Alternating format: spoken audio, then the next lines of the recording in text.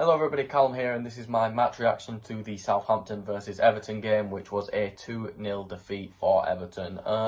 It was a poor performance. It is the poorest I've seen under Ancelotti at Everton. We weren't able to get into the game at all. Southampton were able to control us, keep the ball. Nathan Redmond made Ben Godfrey's life a living hell for most of the game. Coming into the game, I think it was expected that we'd struggle a bit without Richarlison, without Coleman, with John Joe Kenny not being able to sub in at right back, and then having to play Godfrey out of position again. Even though he had a stellar performance against Liverpool, we didn't know if he was going to be able to do that again, and it was clear that, while he had a few good moments, he wasn't able to completely shut out Redmond and Bertrand. Redmond especially, who, in my opinion, was the man of the match, completely controlled the game, played excellently on the left, and to put it simply, abused Ben Godfrey, and just made it a very hard night for us. We were by far the weaker team in the game. James Ward-Prowse was able to score in the 27th minute. Danny Ings proving that he's able to be a creator as well as a goal scorer. We just weren't able to get into the game. Southampton had Calvert-Lewin locked down. As soon as he touched the ball, they'd close him down instantly. Same with James Rodriguez for a majority of it. They eventually started letting up James Rodriguez and giving him space, which was when we started to get into the game, but we weren't able to score. All our attack was trying to go through Calvert-Lewin and James, and it just wasn't working. Southampton were prepared for that. Calvert-Lewin, finally the goal scoring streak has stopped after Southampton were able to keep a clean sheet. I thought we would be able to get at least one goal. I don't really think McCarthy's the best keeper, but he was able to do enough, even though we only had 2 shots on target.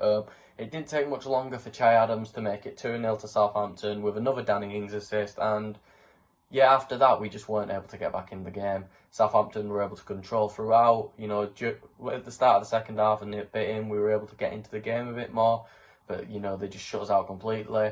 James Rodriguez probably should have finished one chance quite early, but it seemed to bounce off his foot a little bit, and he just seemed to not be able to do anything from that. When it came into later in the game, I felt like we were almost able to get into the game. We had a few chances that we probably should have put away, and if we had someone like Richarlison still with us, we would have put away, but that's unfortunately part of what happens when he gets an instant red card. And then you had, speaking of red cards, Digne's a silly tackle, but I don't think it was a red card. I think, especially with all the stuff that's happened with Everton being slandered over the Pickford Van Dijk thing, I think it's referees thinking about what's happened, and then we're getting a red card we didn't deserve, like it's some sort of weird karma.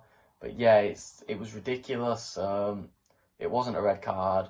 It was an accident. I don't think there was any sort of intent there, and I do think we should try to get it rescinded, but obviously if they didn't, it is understandable. Walker Peters acted like he'd been shot, even if it didn't. I don't think he was in that as much pain as he made out. But I think we can definitely improve going into the Newcastle game. We'll be without Coleman, Richarlison, and Digne, which is going to be quite a struggle. But I feel like we need to play a different type of football going into that game. I feel like if we're not going to have Richarlison, we need to implement Gordon a lot more. Anthony Gordon came on and instantly made an impact, as he has every time he's come off the bench for us. I feel like James should be played more centrally. I feel like if we want to succeed without Richarlison, we need to have James to be able to feed in Calvert-Lewin from behind.